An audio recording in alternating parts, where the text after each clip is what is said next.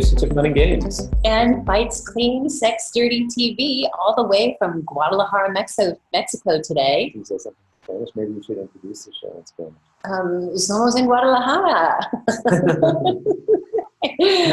I grew up in Mexico, so we've decided to come back on vacation and show my husband where I grew up from ages 8 to 13. But internet signal is solid. That's a beautiful thing. We can do the show from anywhere.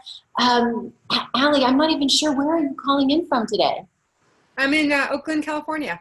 Oakland, California. So from Oakland to Guadalajara, and it's like we're just here together. And from wherever you are, everyone watching out there, thanks for joining us. We know life is full, so it means a lot that you're here. It means a lot to us, but more importantly, it means a lot for your relationship. You're in action. As we like to say all the time, a little bit of intention, attention, and action spread out over time takes it from work into play, right? So that's what we're here to do, is to help you play tonight.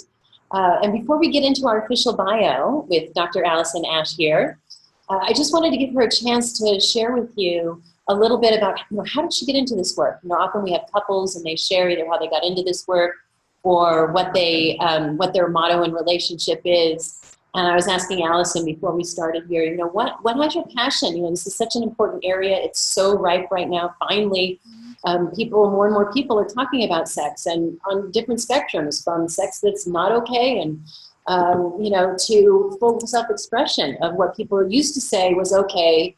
We're now getting to talk about it not being okay, and what used to not be okay, we're getting to talk about it being okay and great. So what has you be inspired to be a part of this huge transition that we're having in the sexual realm? Why don't you share with us, what's your passion in this realm?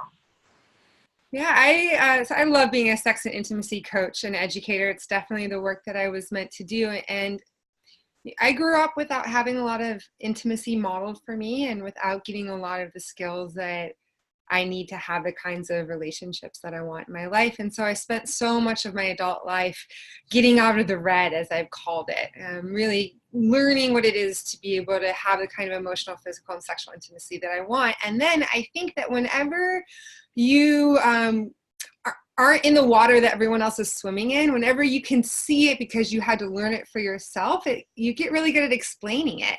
And also just having a deep sense of empathy and relatability to my clients, because I understand the struggles that they're going through. And then to get to have them be able to radically explore themselves and really courageously express themselves to find empowerment. It's so beautiful to watch that process.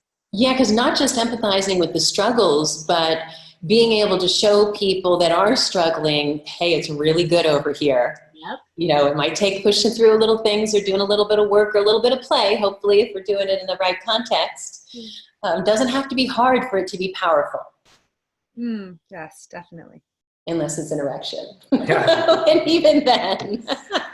It's actually harder to not do the quote-unquote work than it is to do the work. That's true. It's much harder to not do any work on your relationship. It seems like it's harder to do the work than to not do it. Yeah, we think we're taking the path of least resistance, but really, and people are leaving a lot of pleasure on the table. So thank you for being here tonight. Raj, would you pull up the slides so we can introduce people to Dr. Ash through her official bio here? But I just love hearing people's passions and how they got into doing something like this. It is such important work. And now more than ever, we need to, I think, create a culture where there is a permission for pleasure. There's all of this, there's so much going on. And in many ways, there's so much intensity and publicity about all the difficult things going on in life that it can be hard sometimes to pursue pleasure. There's so much else, why should I even focus on this? So having that message out there for people to give themselves the gift of, yes, it's okay and it's healthy and it's good to have a pleasurable, healthy sex life. I'm just checking something. I don't think we're broadcasting on Zoom, and I'm asking me to check that out. It's right there. On Zoom. Okay. So all right, but just make that screen smaller so the rest of us can continue through on the show. How's that? It's a little challenging to do a single monitor. So. Yeah, we usually have a couple screens at home. So Raj, our tech hero, is doing some juggling there. But why don't you just pull up the, yeah, exactly, that one for me. Okay. Beautiful. So I love this picture here. Tell me just a little bit about this picture here with the stuffed pussy there. Where did that come from? Well, one of the many workshops I teach is called How to Eat Pussy Like a Champ. And so I just have this wonderful stuffed pussy that I use in the workshop to help illustrate, along with a variety of pictures and other tools, of course. And then one of my friends created this same team shirt for charity, and so I really liked the joining of the two. It's really fun. I often talk about how we need to have more of a same team approach to pleasure and to sex, and how can we create a feeling of being on the same team, of collaborating with the same intention of creating pleasure. Amen to that. Amen to that. You know, it's for both of us, right? Mm-hmm. We're on the same team. I often will ask our couples that we work with, what is winning to you? Is it getting your needs met and it doesn't matter if theirs are met? Or is it getting both your needs met? Or how Raj and I like to redefine winning is we call it bib-toe. Both is better than one. Mm-hmm. And that it's not compromise, but it's a synergy that when we have opposing needs, if we actually look for where's the creativity between the two, that it ends up being even better than what he wanted or what I wanted if we got that. And it's not that that is always the case, but that's our go-to filter. And when you have that as your go-to filter, it breeds empathy and compassion and collaboration and alignment, regardless of then how you get to address those issues. Yes. I really love the idea that often when we think we have incompatible needs, it's just a crisis of imagination. Oh, wait, I've got to write that one down. Often, wait, can you say that one more time for me? Yeah. When we think we have incompatible needs, it's often a crisis of imagination. Ooh. Interesting. That's powerful. It's often a crisis of imagination. That is awesome. Thank you so much for that. I'm writing that one down because I want to make that into a little picture and get that out into the world. Mm-hmm. Beautiful, beautiful. So, Raj, you just take me back to her screen if you would. Mm-hmm. Make that one. Oops. We're having a little screen Sex and intimacy coach, yes. You may notice, Allie, from our work, I love, love, love alliteration. So when I saw that you read this as a sexual empowerment educator, I was like, da, da, da, da. It was so much fun. I was imagining you with a cape, flying behind you. Dr. Ash, or Allie, has been exploring the intricacies of sex and gender for over a decade. She's a sociologist with a PhD from Stanford, so she's not just funny and sexy and wise. She's got some formal education, some real legs on this wisdom. She's a champion for others overcoming shame and deepening their pleasure. Yay, go pleasure. We're on the path to pleasure here. And she designed workshops and offers coaching if you'd like to work with her directly. She gives others the tools to discover their desires and confidently pursue them, right? Instead of like, oh, what does this mean about me? Or, oh, I'm little, let's make sure everybody else gets their needs met first, or whatever your block might be to having your needs met. We're going to be encouraging, and Allie's going to be encouraging those to get expressed in the world one way or another. Yeah. So she invites you to turn on the pleasure, the intimacy, and the love. So let's do that tonight. Thanks, Allie, for being here. Thanks for having me. It's great to meet you, Allie. Oh, and to learn more. Oh, learn more, go to turnon.love. Just imagine those ONs are in caps there. We want it to be like, this is game on, right? Turn on, game on. All right. So, if you're first time viewers of this show, which often people are because they're coming to see our wonderful guests, you might want to know a little bit about how we came up with what we do. And we didn't really set out to do this as something that we were going to be doing in our lives. When we got married 10 years ago, we asked people, hey, what's your advice on how to have an awesome, long-lasting marriage? And this one woman said to us, just keep the fights clean and sex dirty. Mm-hmm. And at that time, we still weren't planning on doing this work, but obviously we remembered that. And, Gabby and I had a little bit. And our fights were really dirty back then. They were not good. And so we both took that advice to heart. And we started coming up with our own tips and tools because we both did a lot of transformative work to figure out how we can actually navigate the terrain, because we mostly knew, because we did some imago therapy and things of that nature, that there's a lot of internal things going on for us that we could resolve, heal through our relationship instead of making the other person wrong for it. So over the years, what we have discovered is dividing our content into when to use it. And there's pretty much two areas, right? How to keep the fights clean. People said to us, how do I not lose it and do something I'm going to regret? Or say something I'm going to regret, and how to keep it passionate and sexy over time, right? So let's put this right here, if you would, so I can see. Thanks. So, but it's not just the fights clean and sex dirty, but timing is everything, right? If you're it's after an argument, or I should say, if you take a tip that's for after an argument and you do it in the heat of an argument, that's probably not going to go over so well. And if there's something for during sex, then you just walk into, your beloved's office and do it, they're going to be like, whoa, whoa, whoa, what's going on? I don't know, maybe they'll be into it, but nevertheless, timing is everything. So you want to look for what tip to apply when. Yeah, and so we actually created these categories: before, as it starts, during, and after, and you can find the tips and tools that you're looking for, either in the realm of fights clean or sex dirty, by looking for the logo with either the devil horns or the angel halo, and then the time frame that you're actually interested in. You can really pinpoint what it is that you're looking to learn and apply. So you got there's no halo this week. It's all devil horns, All devil right? horns. And if you're watching live on Zoom or Facebook, just go ahead and comment and we'll send you our free gift, which is our Fights Clean Sex Dirty cheat sheet. It's got 8 tips for keeping the fights clean and 8 tips for keeping the sex dirty. And go ahead, if you are watching this live, put in the comments, what are some of those hurdles? Tonight we're looking at keeping the sex dirty. And so let us know you're not alone, so feel free to put that in the comments, or just put cheat sheet please, and we'll get you that cheat sheet. Now, if you're here live or watching the replay, and you're specifically here because you're looking for tips on during sex, what to do during sex, you can check out, again, for this symbol, right, with the hearts with the devil horns on our website. Some of our past tips include the 3 no's and noddy, saying yes, the romp replay ripple effect, and the pleasure of and power of post-play. Oh, I wasn't sure you were touching my hand. I thought he was trying to speak, but no, he's just, get your hands off the controls, he's telling me. He's the slide deck guy, right? Stay in your lane, right? Okay.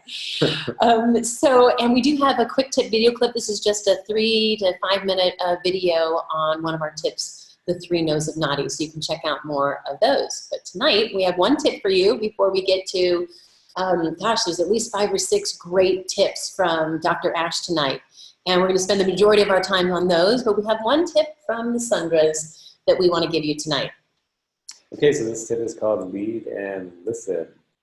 And so, Gabby, you want to do the first couple of points? Sure. So this tip came up because, the only episode in all 10 seasons of Fights Clean Sex Dirty TV, the only episode that I wasn't on was because I was on a plane, and Raj and this wonderful man named Alex Allman, who does coaching for men in the sexual energy, sexual tech practices realm. The interview was so amazing. I didn't even see the interview. And that night, Raj and I were getting it on, and something was so different, but I couldn't put my finger on it. It was subtle, but it was so sexy. I was loving it, but I couldn't figure out what it was, right? It wasn't actually that night because you were on the airplane. But I got home that night. Maybe it was the next day. It was when you got back. But I flew home because it was either that night or the next night. Yeah, and I think it was far enough away from the time of the show that you maybe didn't connect the dots. Well, I wasn't on the show. I hadn't seen it. So I couldn't connect the dots. Yeah. There was no dots to connect. But I asked him afterwards, we're laying there in bed. I was like, okay, what was that? Because clearly something was different, and I can't figure out what was different. So, I kind of stealth-like used the principles that I learned from Alex in that show, and I applied them without telling Gabby about the show. And I love how you said that, and I applied them. I took those tools and I applied them. We hope that's what you're going to say after you hear Ali's tools as well. I applied those suckers. And so the general tool was that in the bedroom, when you're making love, intercourse, etc., it only really flows when one person's leading and one person's following. And usually what people end up doing is either both people trying to lead or both people trying to follow. And when that happens, you're butting heads, like, no, I'm leading, and you're not even knowing that that's what's going on, but energetically that's what's going on. So there's no intercourse per se. Or you're just, nothing's happening because you're both kind of waiting for the other person to lead, to actually initiate. Now, what you're really looking for is this resonance. Well, you tell them about this one because you used the tip. So I'll talk about it before and after, but so you tell them about the resonance. And I was like, okay, that's great. Because, you know, Gabby and I can both be both of those things, mostly, you know, trying to lead. We both try to lead. And so I was like, okay, I'm going to pay attention to see where I'm leading and she's following. Or if she's leading, I'm going to let that happen and I'm going to follow. But where there's a pause, I'm going to take the torch and run with it, so to speak. So if I like moved my body in, so even in a subtle way, I was communicating that I wasn't comfortable, I wanted to change positions or something, he would instantly, he was looking for that and would instantly respond and shift. That's what I mean about being subtle. I didn't even realize what was happening. Right. And just by paying attention, you know, it's really about actually being more present and not in your head, and paying attention to the energetics of what's going on. Is there push-pull? Or is there push-push? Because as soon as I would soften, or there would be even a neutral space, he would take that opportunity and he would like start directing things, and things were happening and he'd turn me over or whatever it may be, right? But there was no longer, you know, if there's two people not, you know, both waiting, then there's kind of noodle energy, right? And if there's two people that are trying to make something happen, then it's butting heads energy. So finding this resonance where he was listening for me and responding in this dance was super hot. Mm-hmm. Thank you, Alex. I know, and I was like in the background in my head going, "This is awesome, Alex, thank you." You know what? I actually said in the middle of getting it on, I said to him, I don't know what Alex said to you on that interview, but I like it. We love the impact on this show. You know, you guys, hopefully out there, you're putting it into play, into practice, and getting half the results even that we're getting, because we have a blast. Allie, I just know tonight is going to be hot and fun. Got lots of good juicy tips for you. Yeah, and we're going to get to those just a little bit more here. So we've already mentioned just following the energy, as Raj was talking about. But you don't want to forget to turn the tables, and turning those tables, it may happen at different times. It could be in the same evening. In this case, I didn't know what Raj was doing, so he was just following me. But it might be like our last little sex date this last weekend.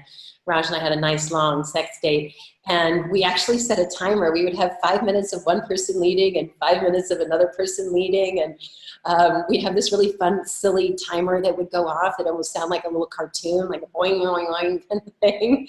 And we just kept playing with who was leading, right? So you can take, you know, what's that childhood game? Follow the leader, right? And you can use and adapt this tool to turn the tables and have one person lead, and then turn the tables and have the other person lead. So have some fun with that. Yeah, and when you practice that, like actually consciously shifting roles, then you can actually just do it more seamlessly as well. Yeah, and if you do this, you play this game, remember, don't be significant. It's about progress, not perfection. If you just start playing this game and experimenting, then you're pretty much guaranteed that you're going to have awesome advances in ecstatic intimacy. If you follow their path to pleasure, you're going to find yours there as well.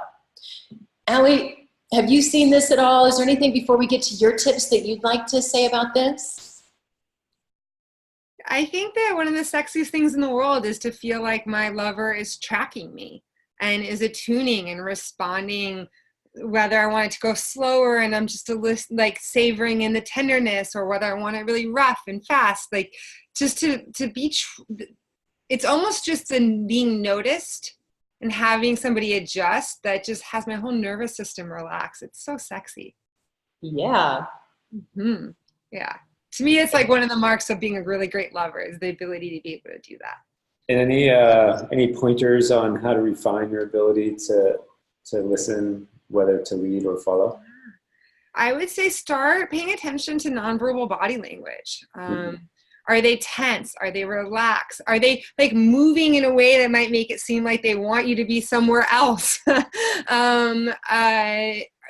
are they saying? How are their sounds and their moans? Like, just start to notice, what does this particular person look like when they're in pleasure? What do they look like when they're stressed? What do they look like when they're distracted?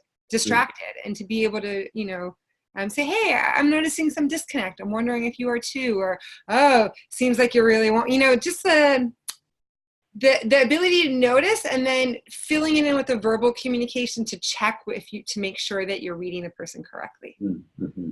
Great, thank you for that. That's a good question. Because we knew what we were doing, but how you did it. Yeah. But it is just listening, as we say. That's why, we call this one lead and listen, right? You don't want to just get stuck in leading or just stuck in listening, but you're going to let them respond and you're going to respond. So great. Now, it's important that you make this meaningful for yourself by personalizing it. So we just want to, as we transition into Dr. Ash's tips for you tonight, just want to ask you, you can put it in the comments, or if you're watching this on replay, just answer it for yourself. Maybe go talk to your beloved if they're not watching this with you and talk to them about it. So just what's it like when you're both trying to lead, when you're butting heads in the bedroom or in life? What's that like? Maybe how has that shown up for you? Yeah, and it's very interesting to take this principle, as I imagine other principles in the realm of keeping the sex dirty, and cross-referencing in life, right? Because if you're both trying to lead in life, you're going to be butting heads too, and just kind of playing with that dynamic of leading and following. Oh, we wouldn't know anything about that. We used to get in arguments about coming into a restaurant, and I'd go, I worked in hospitality through college, and I'd go straight up to the hostess. I kind of joked I need to push her out of the way if I want to get to the hostess before she gets there. Or I'd be the one talking to the waiter or something of that nature, and it used to really bother him. And now he's like, "Can you just order for us?" I'm glad we worked that out before we got to Mexico, because she speaks Spanish and I don't. And the waiter, I'm doing all the ordering here. They keep looking at me like, "Why aren't you saying anything?" Because they assume we both speak Spanish. So look for yourself. What's it like in the bedroom or in life when you're butting heads? Is there any particular place that you've noticed that showing up? And then what's it like when you're both trying to follow and you have any of those passive pauses in the bedroom or in life? So we just want you to personalize by just looking and seeing where this may have shown up for you in any way. And then even more importantly, what are you going to do about it, right? We like to encourage you to take some action. So what are you going to do, say, or be to create an awesome advance in intimacy in your sex life? So how can you embrace this tool? What are you going to do? Are you going to go home and say to your beloved, hey, you want to play follow the leader? I got a game to play. And so just pick something specific and say so now, whether it's in the comments or whether you're going to text your beloved so you just have that piece initiated or whatever it may be, but take one action and personalize it right now. Yeah, and we really encourage you to try these tips and tools at least one time so that you at least have a working feeling, understanding of them, because then you can kind of orchestrate a symphony of using all of the tools in any lovemaking session. And also, don't make yourself wrong if it doesn't go right. I like that. I'm writing one down from you. Don't make yourself wrong if it doesn't go right. That's a good one, Rod. Yeah, that is a good one. I just made that up. I know, it's good. Especially in the bedroom, things can be a little bit, I'm just going to keep making puns and touchy. And, we're sensitive in the bedroom, so bring a little lightheartedness to it, a little fun. Remember, fun and games. Yes, relationship fun and games. That's what we're here for. Welcome to messiness, right? Oftentimes the best sex is messy. That could be physically messy or emotionally messy. It's just part of being human, right? Mm-hmm. The best sex is messy sex. I like that. It's another. Well, now I almost feel like we should have a drum roll here. I've been so excited about these topics here. The ins and outs of quality cunnilingus. Dr. Ash, we turn it over to your genius and brilliance. Should I let these come up one at a time, or should I go ahead and pull up the whole slide here? One at a time would be great, actually. Okay. That's perfect. Yeah. So the material that I'm sharing today comes from my workshop, How to Eat Pussy Like a Champ. And I talk about A lot around anatomy, which we're not going to get into today, the science of orgasms, all the different kinds of orgasms that a person with a pussy can experience, including all the different nerve pathways that are involved. So I definitely want to just like highlight that this is a really big topic. It's a 4-hour-long workshop. So we're going to like kind of just zero down to some really good. Scratch and sniff. Yeah. But one thing I just want to say is to note that like every pussy is different, and what a pussy wants changes from time to time, right? That there is a lot of diversity in pleasure and what we like, and that also what we like isn't static throughout our life. It's quite fluid. What you enjoy today might not be the same thing that you enjoy even tomorrow, let alone a year from now.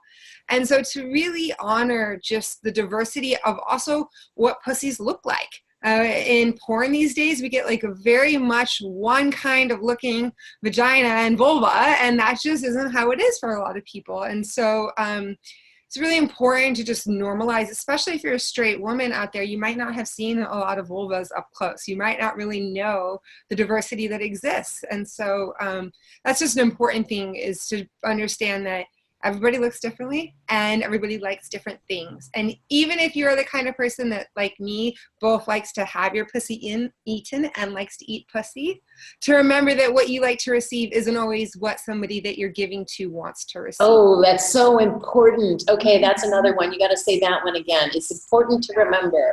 Yeah. Often when we pleasure somebody, we pleasure them how we want to receive pleasure. But because everybody likes different things, and everybody likes different things at different times, it's really important to check in and to ask. And so one tip I want to give you right now to be able to figure out what this pussy wants in this moment is something that I call the ruler. So the way that the ruler works is if and when a pussy is ready for penetration, so there's already plenty of stimulation and teasing and turn on. Don't worry, I'll talk more about that in a minute. But if and when the pussy is ready for penetration, to put 1 or 2 fingers all the way inside the pussy. I'm just trying to make it visual, all right? And gently push up towards, if the pussy was a clock, towards 12 o'clock, towards the top where the stomach is. And slowly pull out and have the receiver get to say, ooh, ooh, ooh, right there.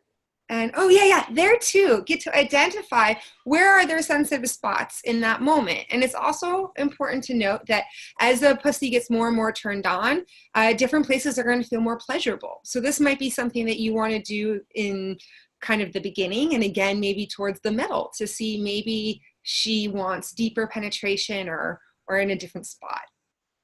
And why is it up towards the stomach?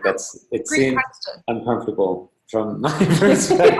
Well, you know, because the G spot, the A spot are both on top. So if you put your fingers inside a pussy, you'll feel the pubic bone.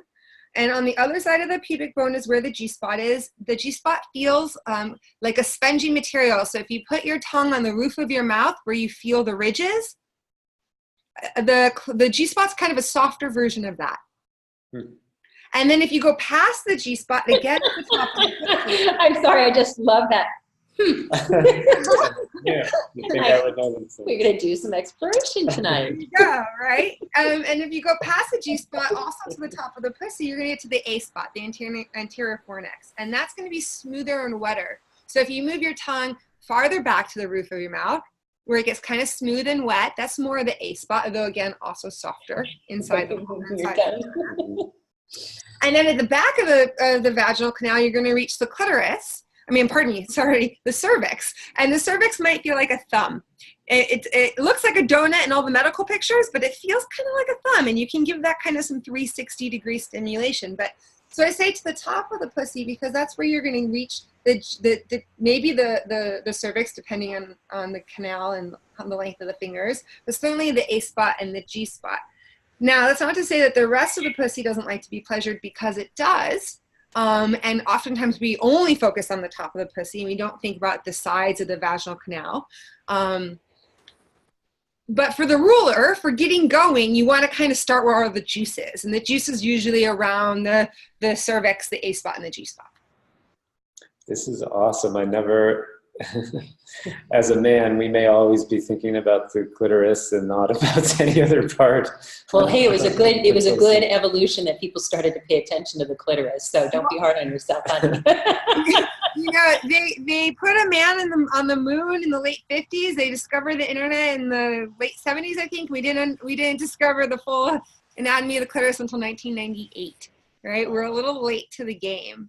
I mean, that's crazy when you think about that, right?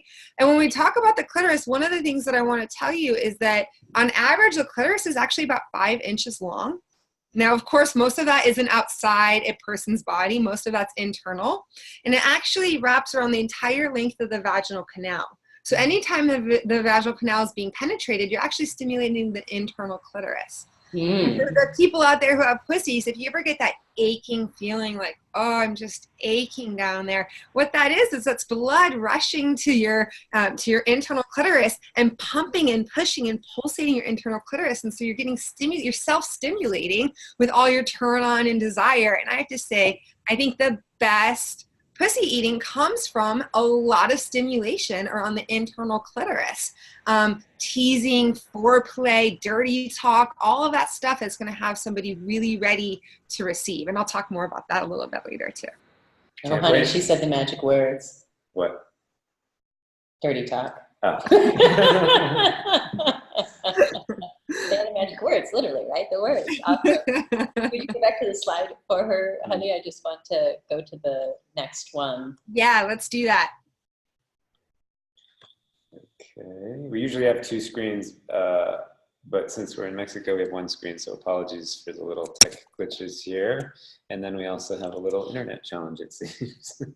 So well, I'll just go ahead and start, and we can get this out here. You can see that right there, right? Yep. So the second one is communication plus collaboration equals pleasure loops. So really what we want to think about is the best pussy eating is a collaborative effort. It's the same team approach, right? Okay, so another one. Wait a second. The best pussy eating is a collaborative effort. That's so good. You know, so we want to have both an active giver, but also an active receiver. So whenever I'm receiving, I'm always thinking about how can I communicate to my lover, because we can be generous lovers not only by pleasuring other people, but also by helping them pleasure us, right? Everybody wants to have this experience of being a good lover. And if you know what you like, tell them, ask for it. Oh, I talk to so many men that are like, oh, I really love it when a woman asks for what she wants during sex or during oral. It's so much easier and I can enjoy it so much more. And so I really am a big advocate for that. And I think that we can communicate before, during, and after. And as I mentioned kind of in the beginning, when you were talking about some of your tips, we can do this both verbally and non-verbally. I wrote that one down too. If you know what you like, ask for it. Yeah, you don't get brownie points. I mean, I often used to think, oh, if they really are a great lover, if they really knew me, or if they really loved me, they would just know. And then I just realized, like, do I want them to just know, or do I want to get what I want, right?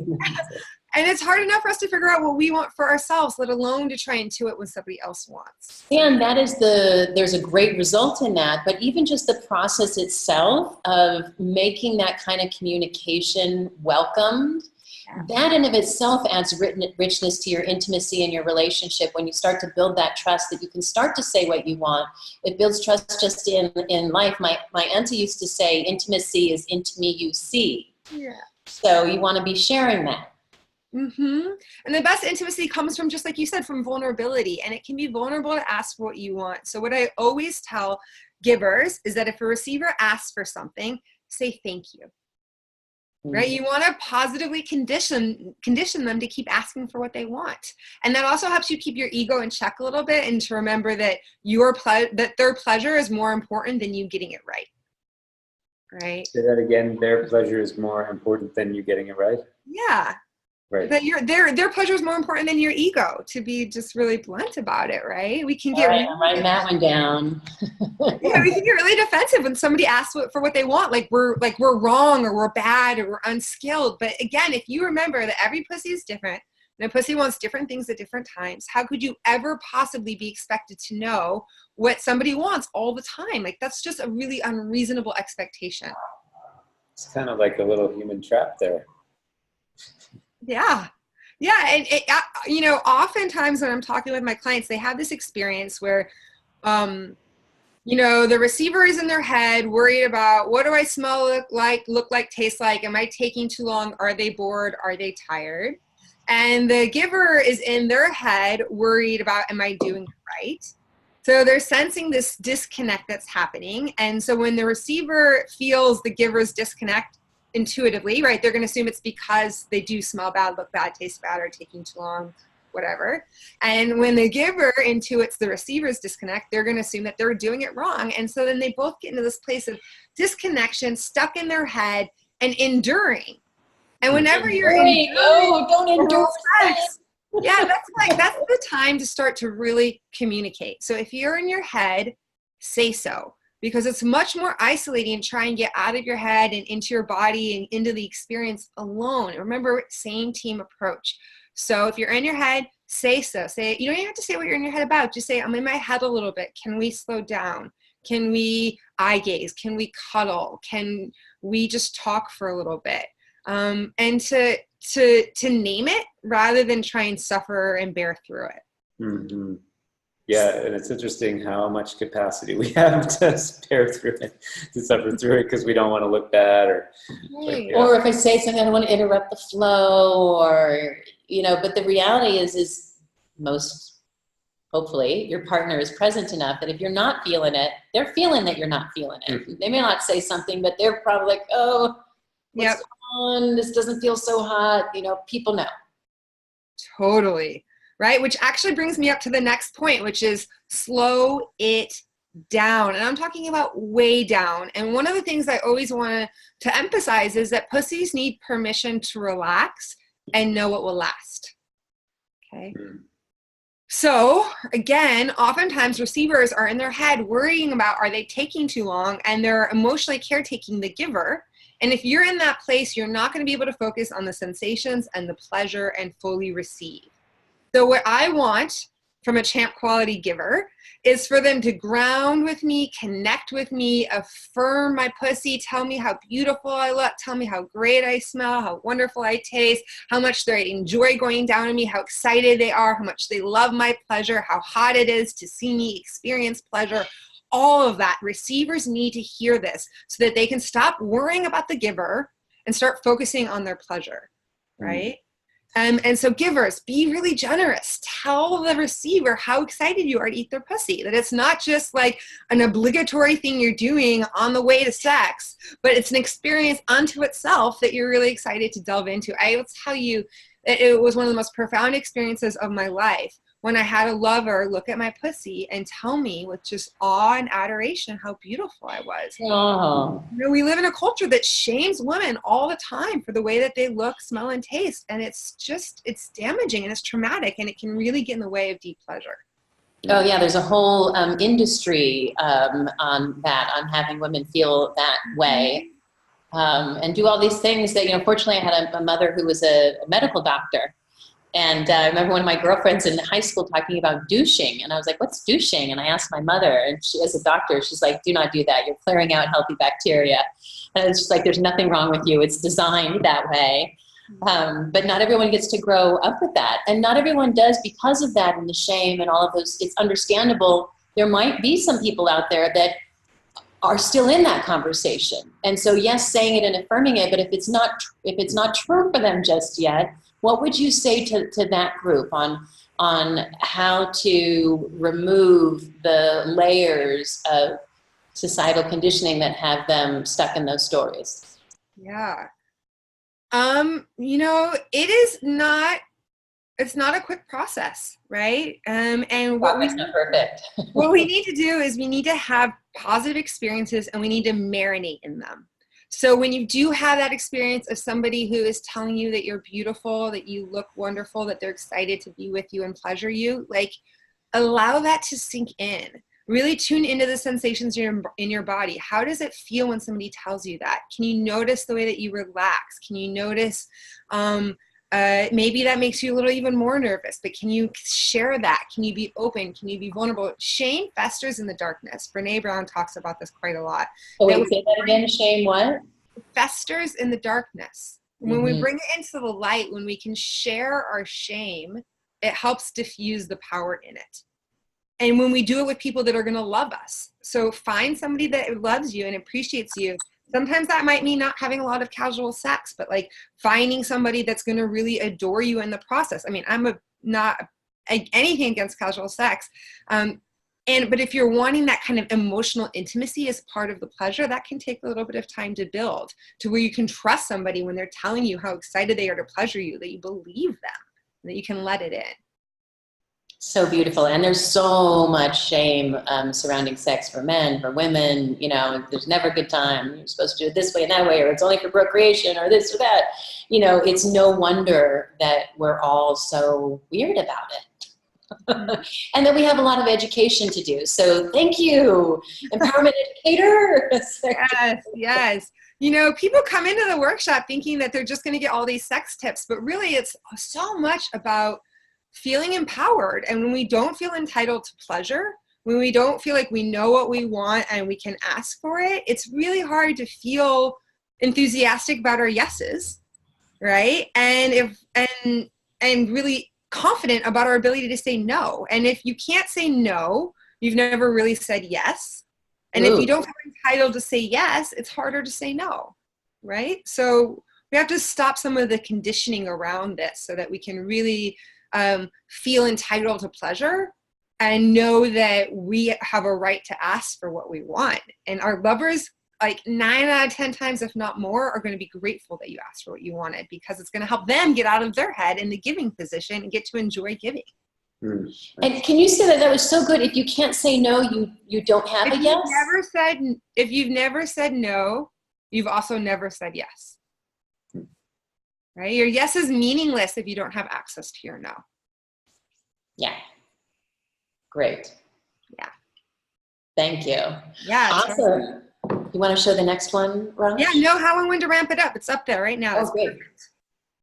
So it's really important to think about how can you turn on the internal clitoris. So most people will pleasure the external clitoris, which is really important. I think that that's, if you don't know where the clitoris is, go look at some diagrams online. It's really important. I should have just pulled over my stuffed pussy to show you, but pleasuring the external clitoris is really valuable. And we also want to think about how we can turn on the internal clitoris. And oftentimes that comes from teasing, and that can include ears and neck, massage, right? Any good massage therapist will know that massage brings blood flow to the area. So massage the thighs, massage the butt cheeks, massage the lips of the clitoris, of the vaginal, of the vulva, the internal lips and the outer lips. You can really kind of get in there and knead them and massage them and play with them. That's going to bring a lot of blood flow to the area. And then thinking about how you can also mix it up with, or ramp it up by thinking about pace.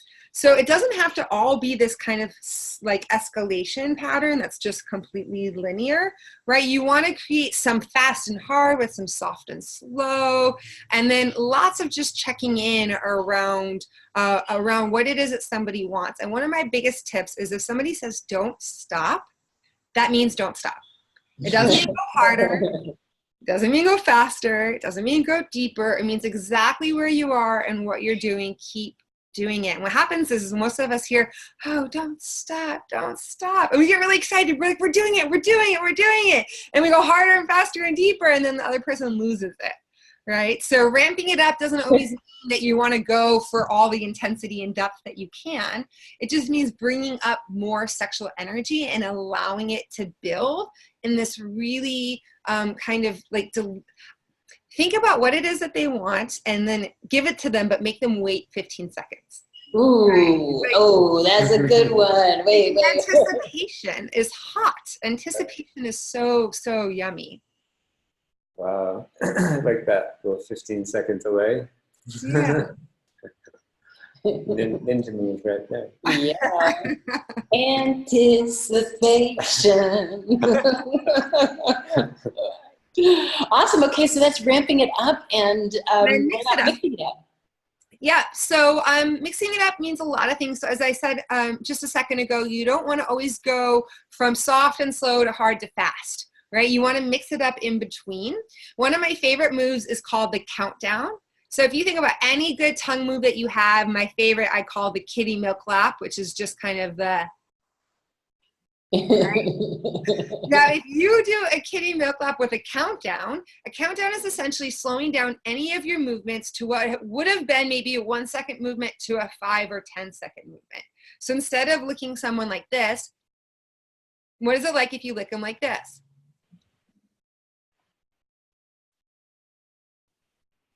Right? Like really slow it down, stretch it out. When I do this in a workshop full of 40 people, the women in the room are always like, ooh, you can see it impacting them as they imagine somebody going so slowly on their body. Like that can be a really fun way to mix it up. Mm-hmm. And then, of course, you can think about bringing in toys. Toys are great. You can have like a clit sucker so that you can give your mouth a break. You could have a G-spot stimulator so you can get your fingers and wrists a break. I think that oftentimes people feel like if they're using toys, they're not doing something right or something enough.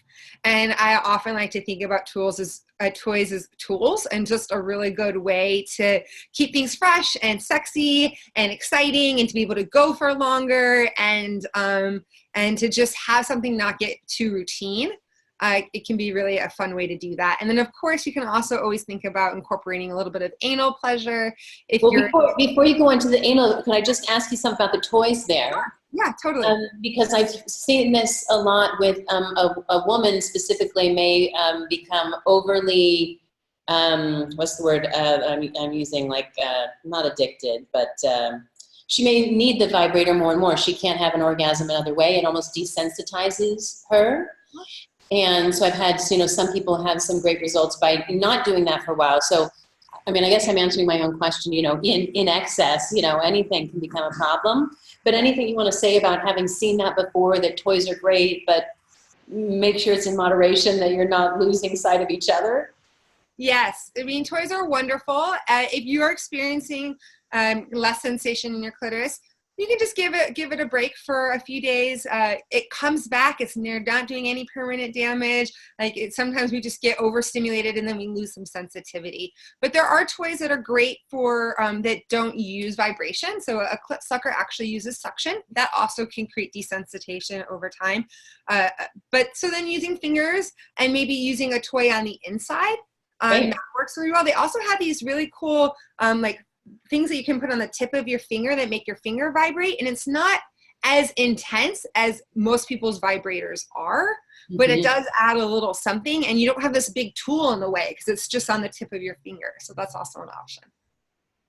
I've been doing a little Raj is already online doing research. He was looking, since you didn't have your stuffed animal, he was first looking at the picture of the clitoris and saw that one as well. So when you mentioned it, he's like, oh, I've seen that. So, yes, everyone, know your anatomy there. Yeah. Awesome. So we also have this second slide here with some of the tips, and some of them you've talked about. All of your tips are great. I don't think I've written down so many things before. I'm going to have to narrow it down to figure out which ones I'm going to create little image reminders for people. Yeah. But anything else to say here about the enthusiastic giver and active receiver? You've talked a bit about that already, but anything else? You could just put all those tips right on up. They should have covered them already. Yeah. And then one other thing that I want to offer is I have something called a guide to my pussy, which is essentially like a Mad Libs for your pussy. What is it that your clitoris wants? What is it that your internal vaginal canal wants? What do you like? And there's a couple of ways of using this. You can, if you have a pussy, you can fill it out about your own pussy and then give it to your lovers. I actually once had a friend message me and say, oh, I just hooked up with this woman last night and she handed me your guide to my pussy. That's hysterical. Yeah. Oh, well if you're in a couple, you can both fill it out about one of your pussy. If you both have pussies, or about the woman if you're in a hetero couple. Both fill it out individually about the same pussy and then compare notes, right? That's also a useful tool. I'm hearing a homework assignment for us. So how can we get that? If you go to my website, turnon.love/free gift, you'll get that along with a couple other handouts that are all geared towards helping you deepening intimacy and pleasure. So there's a little packet, and the guide to your pussy is one of the things in the packet. Great. And May, who's supporting this, will you just please put that URL in the comments so people can access that easily, in case they didn't catch that? Yeah. turnon.love/free gift. Yes. Yeah. Okay, so Dr. Alison, it's so sexy. It's Dr. Ash, honey, or Allie, but yes, Allison. they did put that there as Dr. Allison. Oh, that's true. I like the way you say it, Dr. Allison. Paging Dr. Allison. Yeah. That could be our thing. Okay. Dr. Ash. So, so we've covered these tips. Anything else here that you want to review before we go to the next slide? I think that covers the main highlights I wanted to offer. Of Great. course, And what's this book here? There's so much to share. I really could talk about this for way more than 4 hours. Sometimes it feels like even that workshop isn't long enough. But I'm sure. Is this your book here? This is a book that I've written. Yes, it's called Gender Ambiguity in the Workplace, Trans and Genderqueer Discrimination. I wrote it with my co-author Lily Zhang. It's based off of my dissertation, and it's a little bit of a detour from the work that I'm doing now. But if you're wanting to create inclusive workplaces, it's a really valuable tool for that. Fantastic. Thanks for doing that work as well. Much needed today. And again, why don't you share these about the people personalizing it and actually taking what they've just learned and turning that into something that's going to make a difference in their lives. Yeah, I think that these two questions are really valuable for you to meditate on a little bit, because and also to hold with you as you start to maybe examine your experiences in the next month or so, just to start to notice, when is it challenging for you to surrender into pleasure? What gets in the way? Right? So maybe that's stress, maybe that's not feeling really comfortable with whoever you're sleeping with or not trusting them in some way.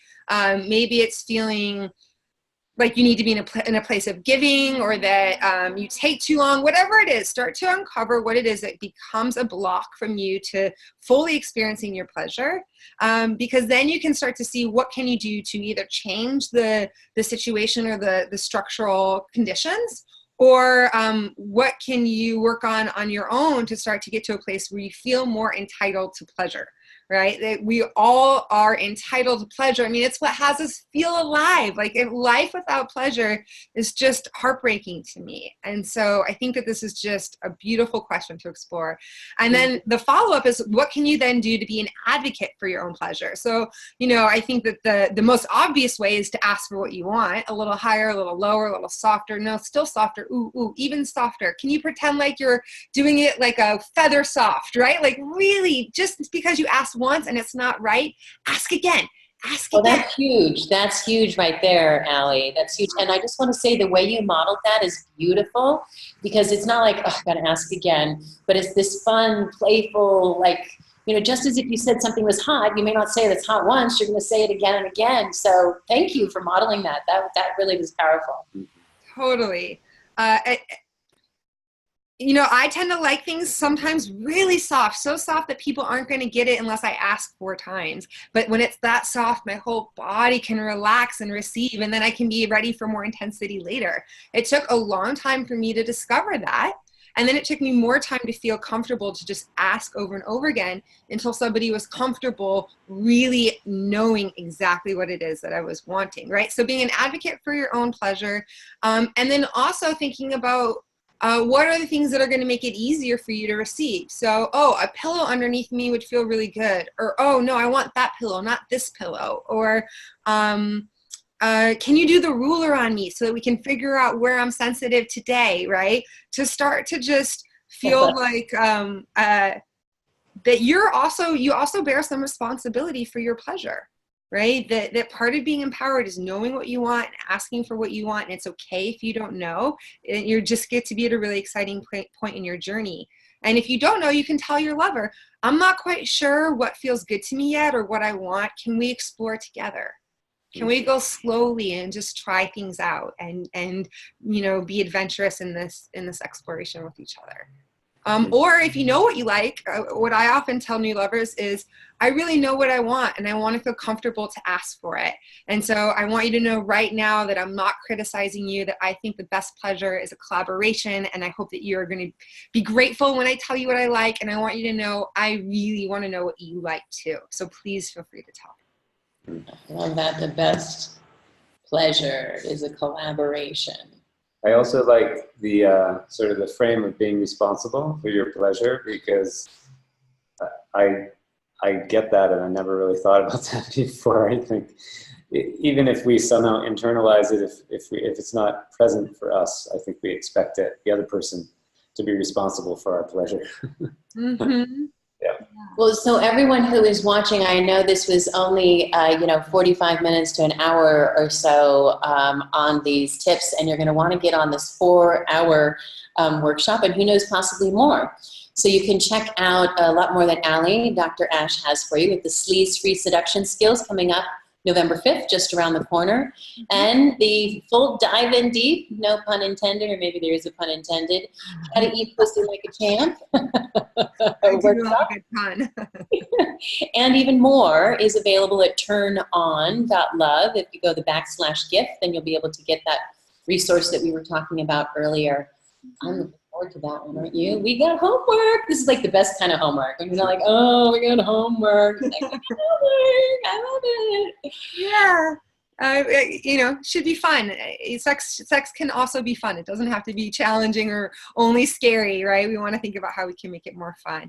And Absolutely. I also want to say, if you're interested in sex and intimacy coaching, you can visit my website. There's information there, and I offer 20-minute complimentary calls to talk about how coaching might be useful for you, and to offer some insights as to how I can help support you in your goals. I do virtual coaching as well, so if you're not located in the San Francisco Bay Area, that's not a problem. We can still make it work.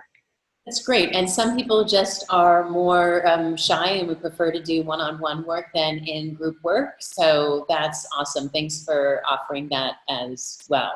Yeah, this is amazing. Isn't it great?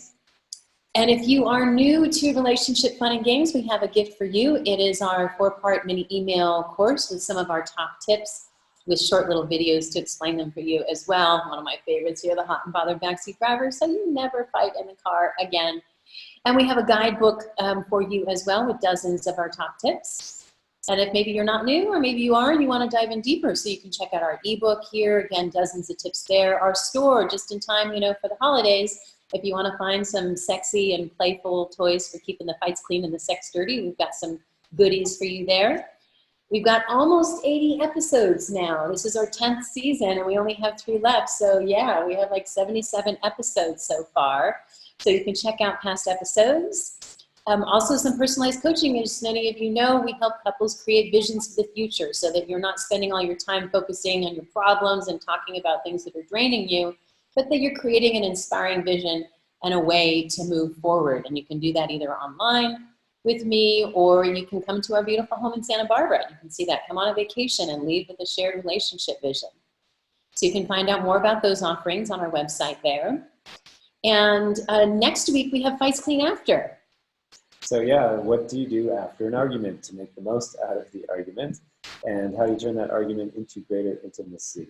Every chance that you actually have some sort of conflict, there's something going on underneath it that if you get to that, it's going to lead to great intimacy. So the fury of the fight may have passed, but are you moving on or moving forward? Learn how to reflect on any rifts so that your arguments can lead to greater intimacy rather than pull you apart. Mm-hmm. Discover the magic and joy of turning feelings of frustration into a fulfilling future. So we'll be interviewing Rachel and Kyle Wright next week, November 6th at 5:30 Pacific. I love the look on their face there. Mm-hmm. Isn't that great? So yes, and yes, that's election night in the U.S. So if you want something more positive and sexy and fun and romantic to talk about, come and join us. And we do want to finish up with this slide again, and just really encourage you, reach out to Allie, to Dr. Ash, and all these great offerings that she has. Reach out to us, reach out to anybody else, reach out to a friend, just engage. If you want to have a playful, peaceful, passionate relationship, it takes something. It doesn't have to be hard, but it does take something like anything else in life. So as we said at the beginning of the show, just remember, if you invest just a little bit of intention, attention, and action, spread out over time, it's going to take it out of the realm of work and into the realm of fun. So find Allie, find us, find somebody, but get on the court and start playing, just like you're here tonight, just like you're here tonight. And if you've applied some of these tools and they've been working for you, let us know, post on the Facebook page, reach out to us, because we're here cheering you on, and we're all in the same boat. We all want to keep the fights clean and the sex dirty and have healthy, lasting relationships. So, although that's not the case. I actually have several people I know that love being single, but that's a different form of relationships, and you can still work on your relationships this way. We also have, we've interviewed several polyamorous couples on the show, gay and lesbian couples on the show. So whatever structure it is, it can always be more playful, peaceful, and passionate, and we're here cheering you on for that. Have a fantastic evening, everybody. I look forward to hearing if you've applied some of the awesome tips you've heard tonight. And thank you so much, Dr. Ash, for joining us. Lovely to meet you. Yeah, get your turn like this little light bulb that's coming up, right? That's awesome. Thanks so much, Allie. It's been really great to have you on the show, and I just love your whole way of being, of the tips, and even your showing, you know, with your hands, and your modeling with saying you diffuse what can be an awkward or triggering conversation or embarrassing for people, and you just have made it delightfully fun and super informative. We will be reporting back. We hope. Thank you so much. It was such a joy talking with both of you, and I'm so grateful for the offerings that you're creating. It's good to be on the same team with you. Yes. Creating and thanks everyone out there. We're on your team too. So let us know, and we'll see you next week. Bye-bye.